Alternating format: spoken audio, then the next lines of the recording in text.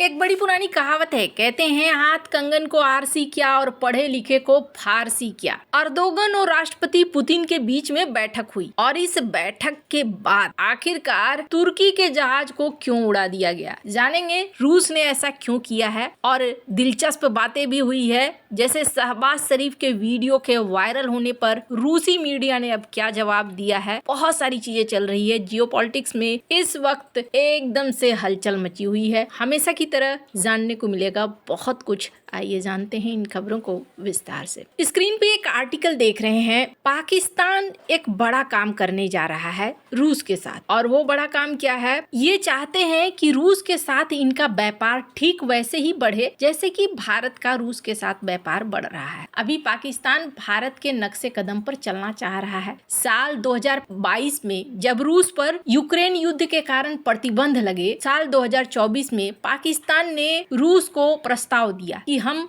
ऐसा करते हैं, अब डॉलर में पेमेंट नहीं कर पाते हैं तो सामान एक दूसरे से ले, बार्टर सिस्टम इस्तेमाल करें। जैसे पाकिस्तान से चावल, संतरे, आलू आदि लिया, बदले में चना, मसूर आदि दिए। ये प्रतिबंधों से बचने का आसान तरीका था क्योंकि बैंक ट्रांसफर की जरूरत नहीं पड़ती है। मॉस्को टाइम्स ने इसे क्रिएटिव सॉल्यूशंस कहा था। लेकिन समस्या ये है कि ये कितना लंबा चलेगा, इस तरीके से तो चलेगा नहीं। रूस और चाइना के बीच में जो व्यापार होता है, 90% से ज्यादा व्यापार होता है रूबल और युआन में। इन्होंने अपना एक सिस्टम बना लिया है, नेटिंग सिस्टम। चीन का CIPS ये भी इस्तेमाल होता है। वहीं भारत और रूस की बात करें तो यहाँ पर भी रूपी और रूबल में व्यापार होता है, डॉलर को बाईपास करके। तो अब कोशिश ये किया जा रहा है पाकिस्तान के द्वारा कि हम भी कुछ ऐसा ही रास्ता निकालें। क्यों ऐसा किया जा रहा है, स्क्रीन पर आर्टिकल देखिए। 12 दिसंबर 2025 को इस्लामाबाद में रूसी राजदूत अल्बर्ट P. खोरेव ने एक प्रेस कॉन्फ्रेंस में घोषणा की कि रूस और पाकिस्तान स्विफ्ट, जो कि पश्चिमी इकोनॉमिक नेटवर्क है, उस पर अब निर्भरता कम करने के लिए कुछ ऐसे तंत्र विकसित कर रहे हैं जिससे कि बैंकिंग और भुगतान ठीक हो सके। क्यों करना चाहते हैं ये, क्योंकि एक प्रोजेक्ट है पाक स्ट्रीम गैस पाइपलाइन प्रोजेक्ट, जो रूस से पाकिस्तान तक गैस पहुंचाने वाली एक महत्वाकांक्षी योजना है। ये पूरी तरीके से रुक गई है क्योंकि डॉलर आधारित लेन देन असंभव हो गए हैं। दोनों देश एक रोड मैप तैयार कर रहे हैं। बैंकिंग सेक्टर में नए व्यवस्था की जांच हो रही है। रूस पाकिस्तान स्टील मिल्स के पुनरुद्धार में भी मदद कर रहा है। MOU भी साइन हो रहा है। अब आपके मन में बहुत सारी बातें आएंगी, इसका मतलब है कि पाकिस्तान के साथ रूस का झुकाव बहुत ज्यादा हो रहा है, भारत के साथ फिर दिक्कत होगी। अभी ऐसा नहीं है। अभी मामला क्या है, मामला ये है कि राष्ट्रपति पुतिन और रूस अपनी इकोनॉमी को मजबूत बनाए रखना चाहते हैं। जिस भी देश से इकोनॉमिक समझौते हो रहे हैं वो इकोनॉमिक समझौते कर रहे हैं, उसके लिए रुक नहीं रहे हैं। लेकिन जहाँ तक रणनीति की बात है, रणनीति की बात में रूस अपनी चला रहा है। अभी शहबाज शरीफ जब अमेरिका गए थे तब क्या हुआ था, शहबाज शरीफ कमरे में पहुंच चुके थे मुनीर के साथ, और उसमें डोनाल्ड ट्रंप प्रेस को वक्तव्य दे रहे थे। 1 घंटे तक इन्होंने शहबाज शरीफ को इंतजार करवाया और उसके बाद फिर ये मिलने के लिए गए। जब ये प्रेस में बात कर रहे थे तो इन्होंने कहा भी कि पास के कमरे में मुनीर और शहबाज शरीफ है, मैं जाऊंगा, उससे मिलूंगा। तो इनको पता है कि आ चुके हैं, बैठे हुए हैं, लेकिन फिर भी इन्होंने प्रेस से अपना वक्तव्य जारी रखा। कोई 2 देशों की मीटिंग नहीं हो रही थी, प्रेस को बयान देना था। ये चाहते तो आराम से छोटे में निकल सकते थे, लेकिन इन्होंने 1 घंटे का इंतजार करवाया। अब ऐसा ही केस यहाँ तुर्कमेनिस्तान में हो गया, जहाँ एक बैठक चल रही है, मीटिंग चल रही है। इस मीटिंग में कई सारे देश के नेता पहुंचे हैं, अर्दोगन भी पहुंचे हैं। International forum for piece and trust के दौरान एक अजीब सी घटना हो गई। शहबाज शरीफ इंतजार कर रहे थे। उधर राष्ट्रपति पुतिन अर्दोगन से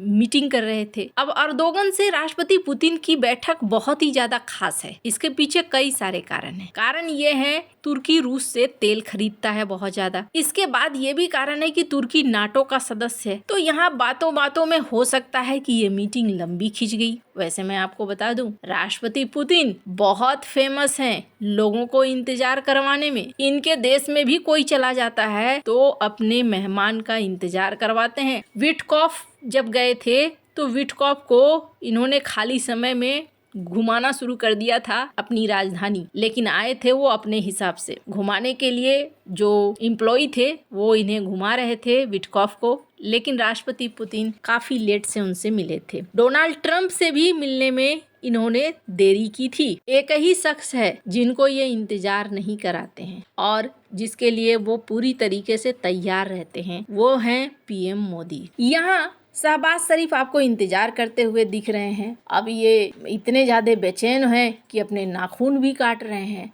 ऐसी परिस्थिति आ गई। ये वीडियो रूसी मीडिया ने जारी कर दिया। अब यहाँ पर 40 मिनट बहुत होता है इंतजार करते करते करते करते। आओ देखा ना ताओ, ये वहां से उठे और सीधे घुस गए। स्क्रीन पर इस वीडियो को देख सकते हैं जहाँ राष्ट्रपति पुतिन और अर्दोगन की बैठक हो रही। अब ये तो एकदम से हो गया कि आपने राजनयिक नियमों का पालन ही नहीं किया। गेट क्रैश करने वाली बात हो गई। ये अब घुस ही गए तब इन्हें बिठाया गया। ये कुछ ऐसे मोमेंट क्रिएट हो गए जो अनएक्सपेक्टेड था। इस मीटिंग को देख सकते हैं। कहा जाता है 10 मिनट बाद फिर ये यहाँ से निकल गए। इसके बाद जो फोटो खिंचवाने का कार्यक्रम हुआ उस समय भी देखने को मिला कि पुतिन ने इन्हें इग्नोर किया। तरीका भी ठीक नहीं था इनका, जिस तरीके से ये घुसे थे। अर्दोगन के साथ इनकी बेहद खास मीटिंग चल रही थी और उस मीटिंग में अर्दोगन रूस के साथ रिक्वेस्ट कर रहे थे कि आप थोड़ा ध्यान दीजिए, ब्लैक सी में बार बार बमबारी होती है और ये ठीक नहीं है, क्योंकि रूस यूक्रेन का युद्ध ना अब पहुंच गया है शिपिंग इंडस्ट्री में। कहने का अर्थ ये है कि मैं तेरा टैंकर नहीं पहुंचने दूंगा और मैं तेरा नहीं पहुंचने दूंगा। कुछ इस तरीके से इस वक्त यूक्रेन और रूस में लड़ाई होनी शुरू हो गई है। ऊर्जा के हर स्रोत को मारकर गिरा दो, ऐसी स्थिति हो रही है। पर यहाँ पर इस मीटिंग के बाद भी लगता है जैसे कोई फायदा नहीं हुआ। रूस ने शाहेद कामिकाजी ड्रोन का इस्तेमाल किया और तुर्की के पनामा फ्लैग वाले कार्गो जहाज पर हमला कर दिया। ये तस्वीरें बहुत ज्यादा वायरल हुई हैं। जहाज ओडेसा क्षेत्र यूक्रेन में डॉक्ड था। जहाज पर जनरेटर लोड थे जो तुर्की के करासू से रोमानिया होते हुए ओडेसा जा रहे थे। हमले से जहाज के आगे वाले हिस्से में आग लग गई। कम से कम एक व्यक्ति घायल हुआ है। शुरुआत में इसे इस्कंदर एम मिसाइल बताया गया, लेकिन वीडियो ने शायद ड्रोन की पुष्टि की। इसी हमले में ओडेसा क्षेत्र के अन्य टारगेट पर भी मिसाइल और ड्रोन अटैक हुए हैं, जिसमें एनर्जी के इंफ्रास्ट्रक्चर को अच्छा खासा नुकसान हुआ है। खैर, दोनों ही एक दूसरे के ऊपर हमले कर रहे हैं। बेचारा पिट कौन रहा है? यहाँ पिट रहा है तुर्की बार बार कहता है ये घटनाएं बिल्कुल ठीक नहीं है, आप ये सब करना बंद करो। खैर, अब शहबाज शरीफ के साथ जो किया गया है ये एक बड़ा संकेत है, कूटनीतिक संकेत, कि आपकी हैसियत जो है इस लायक नहीं है कि हम अपने काम को छोड़कर आपके पास जाएं। कई बार इनको इस चीज को बताया भी गया है। आपको क्या लगता है? हालांकि सोशल मीडिया पर ये देखने को मिल रहा है कि पाकिस्तान के कई अकाउंट कहते हैं नहीं नहीं नहीं ये गलत बात है, ऐसा कुछ नहीं हुआ है, लेकिन असल में यहाँ कहानी कुछ और हुई है। आपको क्या लगता है? इन सब मामले में आपकी क्या राय है? कमेंट कर जरूर बताएं। जल्द मिलते हैं अगले वीडियो में नई खबर के साथ।